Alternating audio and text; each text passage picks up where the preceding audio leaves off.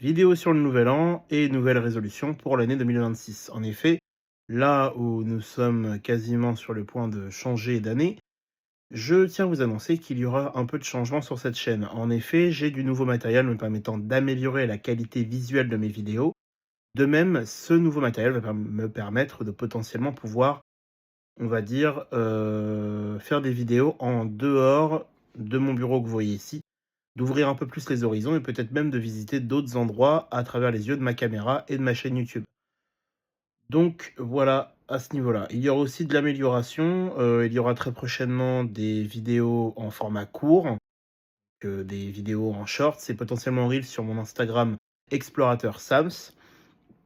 De même qu'une, petite, chaîne Twitch qui va pointer le bout de son nez. Je ferai un premier stream, je pense, en début d'année 2026, vers janvier ou février. D'abord sur YouTube et je migrerai sur la plateforme Twitch. Donc voilà.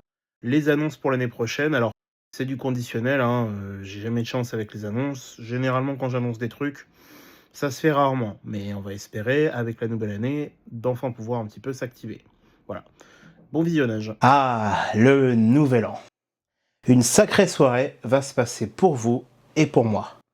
On va profiter, on va se faire des blagues un peu merdiques comme « Eh dis donc !»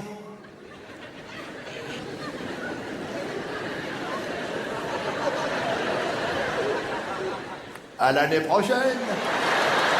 On va aussi accessoirement s'envoyer des messages ou s'embrasser à minuit, des messages qui seront, on va dire, inspirés ou non, copier-coller ou non.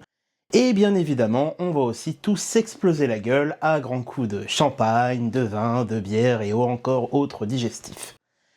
Mais le plus important dans le réveillon, c'est aussi sa préparation. La journée où nous allons mettre en place tout ça. Et je me suis dit que pour fêter la nouvelle année, j'allais vous proposer 8 petites explorations avec 8 films bien particuliers. On est parti! Je suis Sams et bienvenue dans une nouvelle exploration.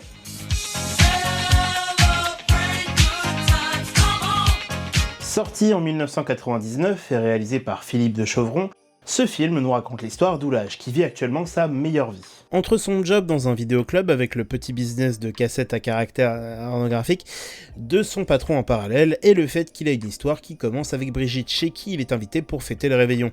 Mais ce qui gâche quelque peu sa vie parfaite, c'est son entourage. Déjà, il y a Jean-Luc, une espèce de petit escroc qui essaye de vendre des idées de business foireuses, qui a un frère qu'on appelle Psycho. C'est magnifique, Psycho.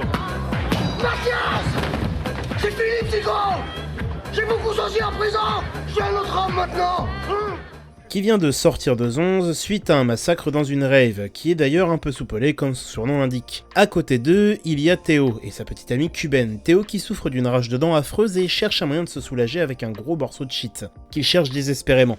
Mais aussi Benoît, qui est un peu un rival amoureux pour Oulage, et qui a un contentieux avec Jean-Luc qui l'a copieusement arnaqué de 8 plaques, soit 80 000 €, sans oublier Patricia, qui est la fille d'un grand magnat de la chaussure, avec qui Oulage a eu une aventure qui était censée être sans conséquence, mais maintenant elle le suit comme une moule attachée à un rocher.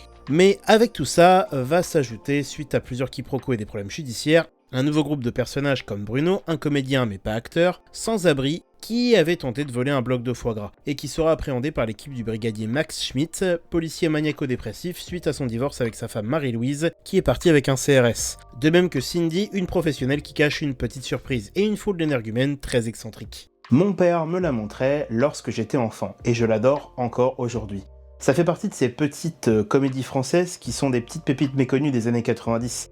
Vous savez, ces films d'humour passés un peu sur le radar, comme Le Clone ou encore On fait comme on a dit. C'est une pépite de l'humour avec des scènes excellentes, comme pour le personnage de Psycho qui est toujours sur le fil et qui parfois craque dans un désordre complet. Max, qui lui est aussi extrêmement instable, suite à son divorce, il pète régulièrement les plombs et pense à devenir le nouveau Navarro grâce à Bruno qui l'a rencontré d'ailleurs. Donc Oulage va passer une soirée d'enfer avec en entrée la fameuse Patricia qui s'accroche et dont il va difficilement finir par se débarrasser. En plat principal, il va passer une partie de sa nuit coincé dans une cabine téléphonique et enfin le dessert, son arrestation avec en supplément de sauce chocolat, la découverte par la bourgeoise un peu coincée du patron d'Oulage de leur petit trafic de cassettes de cul et Oulage va perdre son boulot. Cet humour de quiproquos et de situations fait vraiment le sel du film.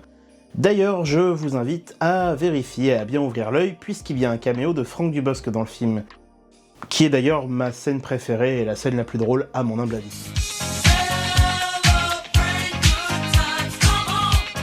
Sorti en 1989 et réalisé par feu le grand Ivan Reitman, je ne vais pas vous faire l'affront de vous présenter l'univers d'SOS Fantôme. C'est une saga culte, c'est d'ailleurs une saga que j'apprécie énormément. Mais pour ceux qui dormaient devant leur télé pendant les vacances de Noël, voici l'histoire du film. Après la victoire des casseurs de fantômes face au dieu Gozer, permettant de sauver New York, ils ne sont désormais plus qu'un souvenir un peu ringard. Egon Spengler, le génie de la bande, est reparti faire des expériences de son côté. Ray Stantz, l'autre tête pensante, lui a ouvert une librairie sur le paranormal, et de temps en temps, il va avec Winston Zeddemore, la pièce rapportée des SOS Fantômes, faire des animations pour des anniversaires qui sont la plupart du temps un peu foireuses. Et quant à Peter Venkman, le rigolo et dragueur de service, il est désormais présentateur d'une émission sur le paranormal. Mais ce petit groupe va se reformer suite aux incidents qui suit le fils d'une des amies des chasseurs de fantômes, Dana Barrett. En effet, elle travaille au musée sur une peinture représentant le prince Vigo, un sorcier médiéval des Carpates, qui souhaite revenir à la vie au travers de son tableau et en prenant possession du corps du fils de Dana,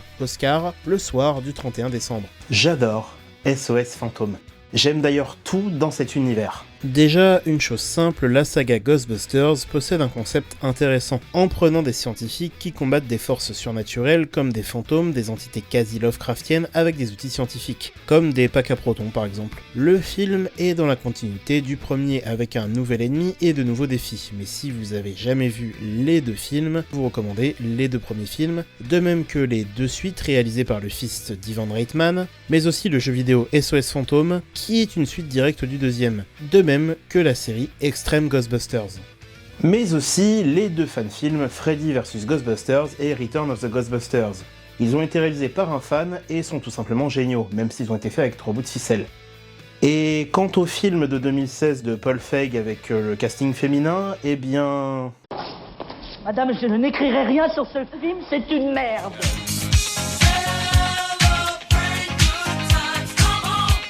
Sorti en 2006 et réalisé par Kenny Ortega. Lors d'une soirée du réveillon du 31 décembre, Troy Bolton, jeune champion de basket du lycée East High, va rencontrer la timide mais très mignonne Gabriella Mendes. Et surtout pendant cette soirée, ils vont tous les deux chanter et prouver qu'ils sont d'excellents chanteurs. Et en revenant au lycée, après les vacances, cette révélation va les impacter car Gabriella, qui fait partie du club de sciences, et Troy, qui est le capitaine de l'équipe de basket, vont vouloir passer une audition pour le spectacle de fin d'année. Mais leurs clubs respectifs, et aussi de stars de la musique du lycée, ne vont pas l'entendre de cette oreille. Surprenamment, j'aime bien ce film. J'aime aussi beaucoup la trilogie. Je regardais souvent le premier avec ma sœur pendant le Nouvel An, et on regardait le 2 et le 3 pendant les vacances d'été, entre 2 années de cours. Car l'intrigue démarre, et que c'est grâce à cet événement que Gabriella et Troy vont se révéler. Mais outre son lien avec le réveillon, il ne faut pas négliger la partie musicale de l'œuvre. Beaucoup des musicals du film restent dans la tête, avec un casting assez cool, mais surtout l'ambiance Disney Channel des années 2000. Qui rappelle par exemple Les Sorciers de Waverly Place, Hannah Montana ou encore La Vie de Palace de Zack et Cody. En bref, des Madeleines de Proust pour toutes les personnes ayant grandi entre 1990 et 2010. En bref, la trilogie High School Musical, c'est un grand saut dans le temps pour beaucoup d'entre nous. Sorti en 1994 et réalisé par Robert Zemeckis, dont je suis actuellement en train d'explorer l'univers. En 1981, un homme simple d'esprit du nom de Forrest Gump attend le bus et va discuter avec plusieurs interlocuteurs sur sa vie, puisque cet homme a traversé au cours de sa vie les plus grands moments de l'histoire des États-Unis. Comme la guerre du Vietnam, la mort de John Lennon ou encore l'affaire du Watergate. Forrest va aussi rencontrer de nombreuses personnalités comme JFK, Richard Nixon ou même Elvis. Tout le propos du film est de voir l'histoire d'un pays aussi complexe que les USA à travers les yeux d'un homme aussi simple. Un film culte, tout simplement, avec l'audio iconique Hanks et Zemeckis, qui a bercé bon nombre de dimanches après-midi où nous regardions des films en famille. Comme je le disais, c'est la simplicité du film, un peu comme beaucoup des films de Zemeckis, qui en fait son plus grand point fort, des films efficaces. Forrest Gump en est le parfait exemple, ce qui en fait un film parfait pour patienter pendant l'après-midi avant le réveillon. Un film qui parle de l'évolution d'une époque symbole du renouveau, comme la soirée du Nouvel An. Sorti en 1983 et réalisé par John Landis. Louis Winthorpe, troisième du nom, est un riche directeur général d'une société de courtage et d'un autre côté, il y a Billy Ray Valentine, un petit arnaqueur des rues qui se fait passer pour un infirme. Ils seront tous les deux victimes d'un pari par les deux directeurs de Louis, les frères Duke. Ils vont échanger leur place. Et ils vont jeter le discrédit sur Louis, il sera congédié, conspu et accessoirement la risée de la profession. De son côté, Valentine va devenir directeur et voir son niveau de vie passer de 5 rangs au-dessus. Mais il va découvrir le poteau rose et tenter avec Louis de retourner le plan contre leur concepteur. Et encore une fois, un film parfait pour le 31 décembre, puisqu'il se passe à cette période en plus. Dan Aykroyd et Eddie Murphy forment un duo d'enfer, le côté bené d'Aykroyd répondant bien à l'humour de Murphy, tous les deux soutenus par un excellent casting, comme la ravissante Jamie Lee Curtis, Scream Queen de mon cœur. Avec en prime, le contexte new-yorkais en pleine période des fêtes, ce qui donne à ce film un sacré cachet.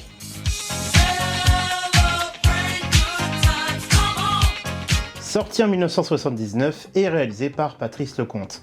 Et je crois que je n'ai pas besoin de résumer ce film. Tout le monde le connaît. Honnêtement, c'est ni nécessaire pour vous, ni nécessaire pour moi. Un film culte, tout simplement. On a tous des rêves des bronzés fonds du ski. Entre les mésaventures de Jean-Claude Duss, la fouille, la liqueur affreuse, les infidélités de Popeye... En bref, tout dans ce film est super culte. De plus, ce n'est pas la première fois que je parle du Splendide sur cette chaîne, mais plutôt que de vous chanter une chanson que vous connaissez déjà, je vais plutôt vous raconter une anecdote sur ce film. Alors que j'étais chez mes parents pour les fêtes, mon frère, Shark Boy, voulait regarder le film, et donc j'ai regardé le film avec mon frère et ma mère en mangeant une pizza, et c'est l'un de mes meilleurs souvenirs de 2024. Mais en tout cas, regardez ce film pendant les préparatifs de votre réveillon pour vous détendre un peu.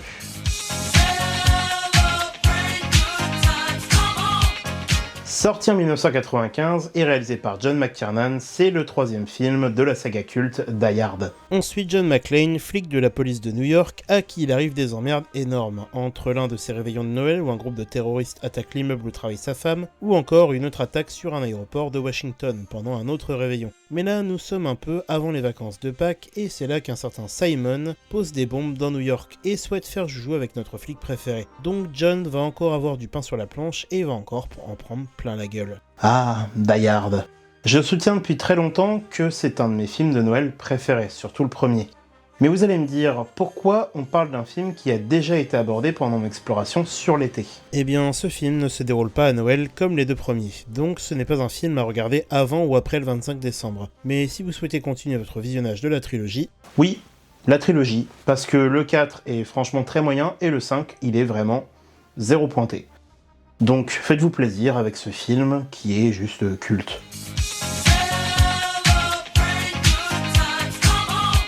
Sorti en 1999 et réalisé par Cédric Klapisch, le réalisateur de l'Auberge espagnole. Le film se passe le soir du 31 décembre qui va laisser place à l'an 2000, et au cours d'une soirée du Nouvel An, Arthur et sa copine Lucie vont faire la fête dans un appartement parisien. Lucie souhaite qu'il passe à l'acte et avoir un enfant avec Arthur, mais il doute. Et après que le nouveau millénaire soit enfin arrivé, Arthur va découvrir que cette salle de bain a un passage vers un cellier qui se trouve dans le futur, dans le Paris désertique de 2070. C'est à ce moment-là qu'il va rencontrer Akko, un homme de 70 ans qui prétend être son fils, et va surtout le prévenir que lui et ses enfants et petits-enfants vont se faire Marty McFlyiser s'ils ne passent pas à l'acte avec Lucie, pour concevoir Akko, et éviter la disparition totale de ses descendants. Cédric Klapisch, j'adore vraiment son cinéma. Toutes ses œuvres sont généralement dans l'air du temps, de son époque, mais dans l'air du temps quand même. Une comédie de science-fiction avec un contexte un peu post-apo, c'est ce qui fait tout le sel du film, surtout pour un film français, avec en plus la présence d'un jeune Romain Duris et d'un Bébel impérial dans le rôle de ce voyageur du temps à la nuque longue. C'est un film passé relativement inaperçu, en même temps le pitch est assez fou, surtout quand on connaît le contexte du cinéma français toujours aussi frileux en ce qui concerne les films de genre comme celui-ci. Mais même s'il n'est pas parfait, je l'apprécie énormément. La présence de Bébel donne un cachet certain à ce film. Et son contexte de soirée du 31 décembre, qui va mener à un changement profond sur l'avenir, fait de lui un film parfait pour le contexte du Nouvel An. J'espère que vous pourrez profiter de ses œuvres pendant vos préparatifs du Nouvel An, en mettant la table, en préparant les petits fours ou encore en faisant le ménage. Et pour ceux qui sont invités au Nouvel An, en vous mettant sur votre 31. Mais par contre, ces 8 explorations ont pour le mérite d'être dans un certain contexte lié au Nouvel An, à part peut-être les bronzés fonds du ski et Die Hard 3. Ils sont plus là pour faire office de remplissage. et ils sont plus adaptés à un contexte de fête de fin d'année ou de fête hivernale plus que de réellement du Nouvel An.